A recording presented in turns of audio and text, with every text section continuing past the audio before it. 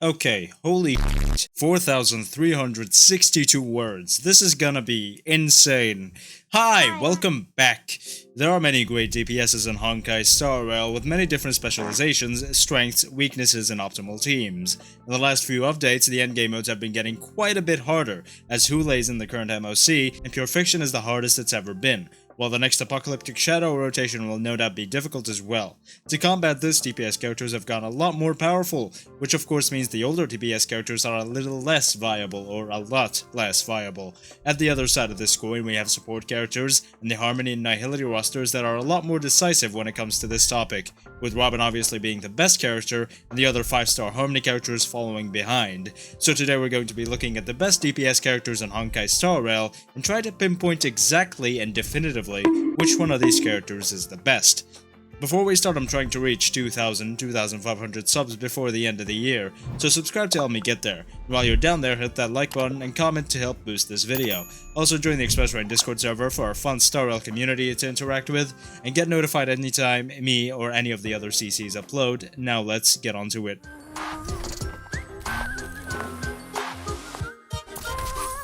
So the best DPS characters in the game right now, at least in my opinion, are the following. First up is Acaron, of course, 10 out of 10 in single target, multi-target and AoE situations, very few restrictions overall and has some pretty good supports.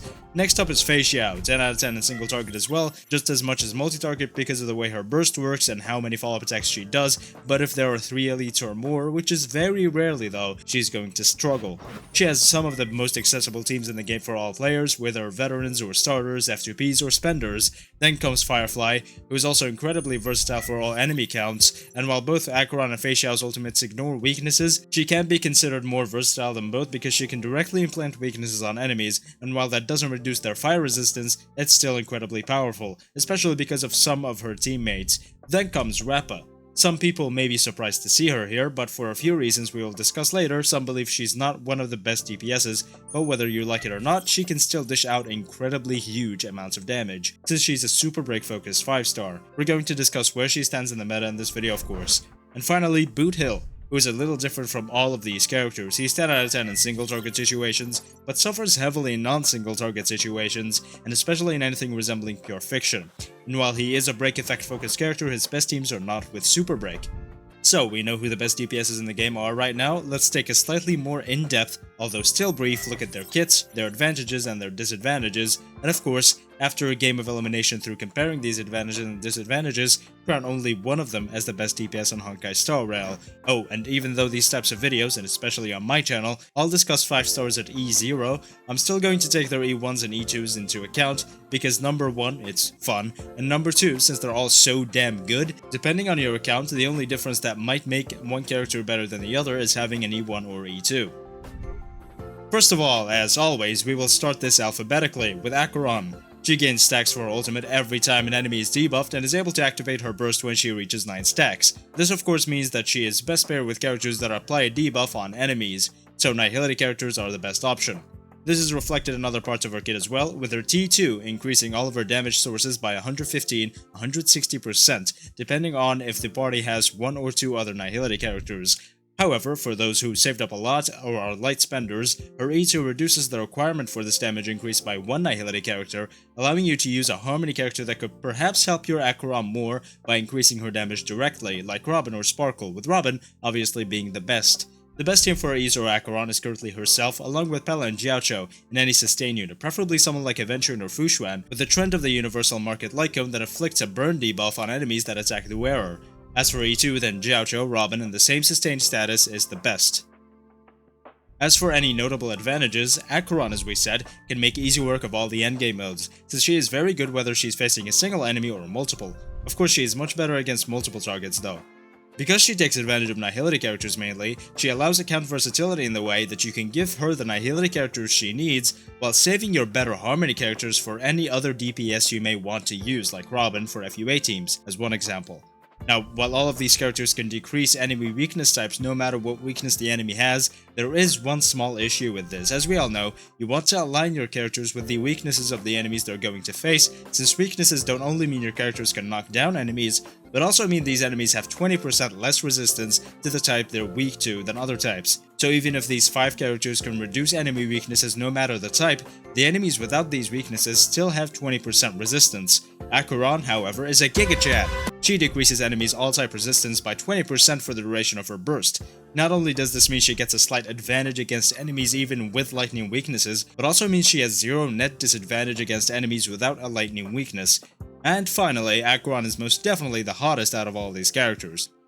When it comes to her disadvantages, then the biggest one is her damage uptime. While her ult damage is great, it is heavily front-loaded and slows down a bit after around the first cycle. This is of course because she needs to get the 9 stacks for her ult, and while her skill still does more damage than even Jingli Yu's enhanced skill, this still slows her down a bit. What's more, without her light cone, getting stacks for her is way more difficult. She gains 2 stacks when using her skill with her light cone, but only 1 without. For you E0S0 Acaron havers, you absolutely need to get her light cone during her next rerun.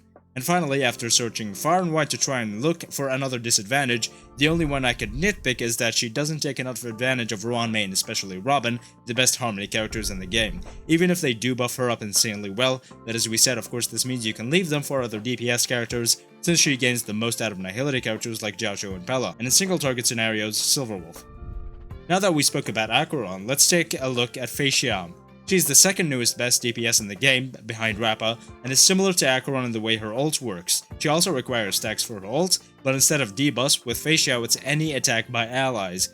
Whenever an ally attacks with their basic, skill, or ultimate or follow-up attack, Fischl gains 1 point of Flying Aureus. Every 2 points creates 1 stack. She can activate her ult when she reaches 6 stacks, but she can actually store up to 12 stacks, with 2 points of Flying Aureus left over, so 13 stacks in total. So just like Acaron, there's a certain type of character she wants to use, and instead of debuffers, here it's of course follow-up attackers since they're the type of character that attacks the most. So, Hunt March 7th, Moza, and Taupe as a sub-DPS support characters, or for those that have her, Robin instead of one of these supports in the 3rd slot. And for the sustain slot, then the best 3 options are Aventurine, then Lingsha, then Gallagher.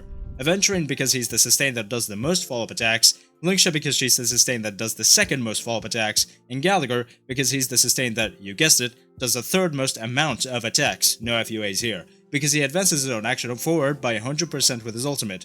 With this build, energy regen ropes are best on Gallagher since his healing doesn't actually depend on any stats, just trace levels and any outgoing healing boost percent.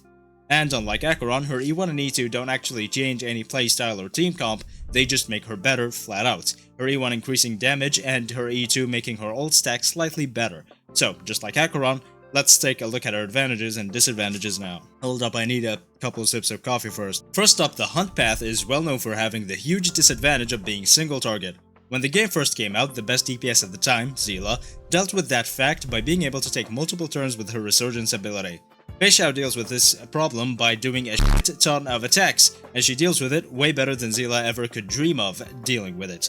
The amount of attacks Fischl and her teammates do, coupled with the fact that she can store 2 bursts and 1 stack of Flying Aureus in total, means that she can actually deal with up to 3 targets incredibly easily, while being the weakest against 5. This means while she is at a disadvantage because of her single targetness, she can still deal with multiple enemies pretty effectively, while also being an insanely strong boss killer since her multipliers are tuned towards single target enemies and are insanely huge, dealing over 1000% of her attack to the target enemy with her ultimate, and as we said earlier, she can also deal toughness damage to enemies despite their weakness. Though, as we also clarified, Acaron is the only one that reduces the enemy's all-type resistance by 20%. Fischl still has to adhere to wind-type resistances. Fischl can deal with both the MOC and the Apocalyptic Shadow incredibly effectively, but struggles with Pure Fiction when compared to Firefly, Rapa, and Acaron, and even when compared to DPS not on this list like Himiko and Jade, but as we said, each character has their own specializations and Fischl just doesn't have this one unfortunately. Another huge advantage of Fischl is how effectively she takes advantage of Robin. As we all know, Robin is obviously the best character in the game, with all her incredibly strong buffs and characters that can take advantage of all her buffs with every single part of their kits will be incredibly powerful. And Fischl is obviously a huge example, especially since her ultimate also counts as a follow-up attack, which Robin mainly focuses on buffing. Another huge advantage is, other than Robin, how easy her teams are to get a hold of. She doesn't require any limited 5 stars to still have a very powerful team, still being very strong with March and Moza and Gallagher as we said, and as you progress to get more 5 stars, you can level up that team more and more. This versatility also comes in handy when making teams since you can choose exactly the characters that have the correct weakness types that align with the enemies. Now to talk about her disadvantages, as we said, she can't deal with pure fiction and heavily AoE scenarios very well, and when compared to Acaron, she doesn't apply that 20% reduced resistance on enemies, which is part of what makes Acaron so good. And after like 20 to 30 minutes of thinking, I can't think of another disadvantage so far, so let's move on. Next up, let's take a look at Firefly. She is the prime Super Break character, having a kit that synergizes very well with Super Break, and having her own source of Super Break with her T2, even if it doesn't compare to the Super Break HMC provides. Her kit is simple, use her skill to gain her ult for energy, which activates her ultimate form and allows her to start dealing a huge amount of both Toughness Break and Super Break damage. She's of course best paired with Ruan Mei, Harmony Trailblazer and Gallagher or Linkshun. However, in 2.7, Tingyun's 5-star form, aka F you, will also come out, which seems so far to be a pretty big upgrade for Super Break teams. We'll just have to see what happens. Firefly also has many quality of life features built into her kit, like a lot of effect res, speed, damage reduction, and even the ability to heal herself. So, with a very quick overview of what she does aside, let's take a look at her notable advantages. First off, she, just like Acaron, can deal with all the endgame modes in the game, proficient in the MOC, Apocalyptic Shadow, and Pure Fiction. She also doesn't care about enemy weaknesses, and planting a fire weakness on enemies that don't have it, so she can break them anyway and start dealing the huge amount of super break damage. She also has a very large amount of speed built into her kit as we said, which means she takes many turns by default. It's actually crazy how fast a good Firefly build is. She takes an insane amount of turns, especially at E2, which is one of the biggest upgrades for a character when it comes to Eidolons. Of course, in combination with her E1, allowing her to use her skill without skill point restrictions, and also advancing her action forward once every 2 turns, increasing her efficiency by a ton. As for any advantages, then Firefly can deal any sizable amount of damage without having the enemy weakness broken. She does of course have the ability to deal the most amount of toughness break, but still. This also means enemies with either large toughness bars, or the ability to be immune to toughness break like the Deer, Sam, which is quite fitting, the Big Owl Aromaton, and most notably the Middle Trotter. A smaller disadvantage is that she takes away her own HP when using her skill to activate her burst, but most of the time that's not gonna be any problem at all. Finally, if you're missing Ruan Mei, then her effectiveness definitely receives a huge hit. However, that's mostly counteracted by the fact that her other teammates either are completely free or relatively easy to get. Next, let's move on to Boothill. Instead of being a super break character, he's simply a break effect character. He gets into a duel with the enemy and starts breaking their weakness, and once he does, he deals a ton of damage. His ult can delay enemy actions, meaning you can keep them weakness broken for longer. With this talent, he gains stacks of pocket trickshot when he breaks weaknesses or defeats enemies, which makes him a lot stronger by increasing his toughness reduction and his break damage.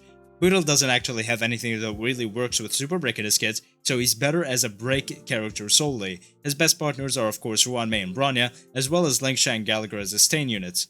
So let's take a look at his notable advantages. First off, he's one of the best boss killers in the game. Similar to Fischl, he does some huge single target damage. He has the highest multiplier for toughness break against single target enemies, similar to Firefly who has the highest in total for multiple targets. He can also implant a physical weakness with his burst, even if without the 20% reduced resistance, and as we said earlier, delay their actions by 40%, helping to keep them weakness broken for longer. As for his disadvantages, then just like any other break character, he has terrible matchups against enemies that can become immune to toughness break, and he becomes a lot less reliable without Ruan Mei, and Bronya, who he needs, is still a 5-star character despite not being limited, which means his teams could be a little harder to get. Finally, just like Fischl, he doesn't work in heavily multi-target situations, and works even less in situations with 2 or 3 enemies because of the way his kit is designed, since he'll have to focus on one enemy at a time while Fischl can still defeat multiple enemies very quickly. And finally, the newest character, Rapa. After this, we can finally get to truly comparing these characters and eliminate them one by one to see exactly who is the best DPS in the game. So, Rapa. She's the newest DPS, an imaginary audition super break character similar to Firefly. She uses her skill to gain energy to use her ult to get into her sexy mode and start dealing a shitload of super break damage. However, unlike Firefly, she deals way less toughness break unfortunately. She also doesn't have any weakness implants, so she is way less effective against non-imaginary weak enemies than someone like Firefly would be less effective towards non-fire weak enemies, which is just slightly less because of the resistance, but still matters less in the end. Though she does still deal toughness break to non-imaginary weak enemies, and when she does get the enemies knocked down, she deals a huge amount of super break damage. Let's get into her advantages. First off, she is incredible in Pure Fiction, by far the best erudition unit as well. She also works very well in the MOC, but will work less effectively than Firefly or Boothill in single target scenarios, especially when the enemies don't have an imaginary weakness. She does work pretty well in the Apocalyptic Shadow, but, you guessed it again, only if the enemies have imaginary weaknesses, and much more explicitly here now, because she's an AoE erudition character, and once you knock down the boss in the Apocalyptic Shadow, it's a single target scenario most of the time. However, the next cycle will include the Sunday boss, and I don't expect that boss to have a single target phase at all, because of the way he works. So Rapa will definitely be very effective against him. As for her disadvantages, then she has the same as Firefly and Boothill when it comes to not doing damage when the enemies aren't broken. However, she might have a slight safety measurement here when, in some showcases, I've seen her do some break damage despite the enemies not being broken, but either I'm blind or it's something else, because I can't actually find it written down anywhere in her kit, so if you know what's up, tell me down below. Another disadvantage unique to her this time, however, is that she of course doesn't have an imaginary weakness implant, unfortunately. Of course, this means she is way less effective against non-imaginary weak enemies, as we've been saying for like the past 5 minutes. Another huge disadvantage she has when comparing her to Firefly specifically is that she doesn't have nearly as much speed stats built into her kit as Firefly, so she will in turn do way less damage than Firefly. Now let's get on to the true comparisons, and see which character out of these is truly the best DPS on Honkai Star Rail. So let's start from the proverbial bottom, because even this quote-unquote bottom contains two of the best DPSs in the game. I'm going to go with Rapa and Boothill. In my opinion, these two are definitely the weakest of the bunch because of the disadvantage where they can't deal enough damage against non-weakness broken enemies, heavily requiring Ruanmei, limit 5-star, and then being more tied to their specific specializations when it comes to endgame modes than the other characters. But which one is number 5 and which one is number 4? Comparing these two is a lot more difficult. Right now, I think I'm going to give them the same rating, or put them in the same slot I guess, because I don't see how any of their advantages or disadvantages could outweigh each other. Oh, and I will say that E2 Rapa is nowhere near as good as E2 Firefly. E2 Firefly is absolutely insane, but E2 Rapa is just good. I'm going to put Firefly in number 3, as I don't think she is the best DPS in the game at all. Although she does do a lot of damage, and in this specific endgame cycle with Pure Fiction MOC and the next Apocalyptic Shadow focusing on Break, she is going to absolutely destroy everything. However, without these buffs, I simply think she is not going to do as much damage as Acaron and Fischl, or can be a little less effective than these two in certain situations, which is of course because she needs to break enemies' weaknesses before she starts dealing damage, and especially against a boss like Hulei, Fischl especially can start dealing damage a lot earlier than Firefly, and the damage Fischl does of course cannot be scoffed at. Both Fischl and Firefly's teammates do a lot of damage, and both of them take full advantage of their respective best supports, Robin and Ruanmei. However, Fischl doesn't need Robin to still do a lot of damage, while I'd say Firefly still heavily relies on Ruanmei with the damage she does. Firefly is a lot easier to build artifact-wise though, so if you do have her required characters, there is a lower barrier of entry. Now the reason Firefly is number 3 and not number 2 or 1 is because Super Break will do a lot of damage, but at least for now, Super Break has a slightly lower ceiling than Fischl and Acaron's damage, while Fischl and Acaron's has a lower floor. However, after a good amount of investment, Acaron and Fischl will start doing a lot more damage. So for starters, for those with garbage artifact luck, and for those who just want to press the auto battle button and relax, Super Break is the best option for you, and by association, Firefly is the best. For those who are either better off relic-wise, have a little more patience, and do want to have a higher ceiling of damage, and especially when it comes to Eidolons, then Acaron and Fischl are going to be much better. However, I will end this Firefly section with the note that Tingyon Fuck You will be a huge upgrade for Super Break, not only allowing 2 Super Break teams to exist, but HMC Fugue and Ruanmei all in one time may shit on everything in the game, but for now, what I say next is currently what stands true in my opinion. So let's start with Fischl, but first, I need another sip of coffee. So let's start with Fischl. Fischl's teams are a lot easier to build than Acaron's, since she has many more options for teammates right now, takes insane advantage out of Robin and Aventurine, and her damage is a lot more consistent than Acaron's, while being more single target focused but also being able to deal with groups of 2 or 3 enemies pretty effectively, still because of the way her ultimate works. Though she only works in the Apocalyptic Shadow and MOC optimally while she struggles in Pure Fiction.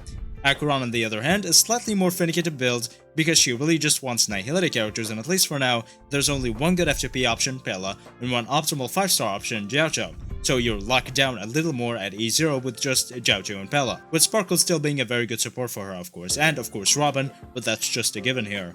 However, one of her advantages as we said is being able to free up a great Harmony character like Ruanmei and Robin and Sparkle that have many different team options for these other characters, while utilizing characters like Pela and Jiaoqiu that really are only most viable in Acaron teams. Acaron's damage is more front-loaded, and when her ults aren't active she doesn't do as much damage, but when you do activate her ult, she does a ton of damage. Against single target or AoE scenarios, she is incredibly strong. She is very good in the Pure Fiction, the MOC, and the Apocalyptic Shadow. She truly does not care about weaknesses, since she reduces resistance of all enemies during her ultimate. All of these characters, as we mentioned, do not have anything like that, only either ignoring weaknesses or implanting a false weakness. It is indeed going to be a very tough decision, so let me take another sip of coffee.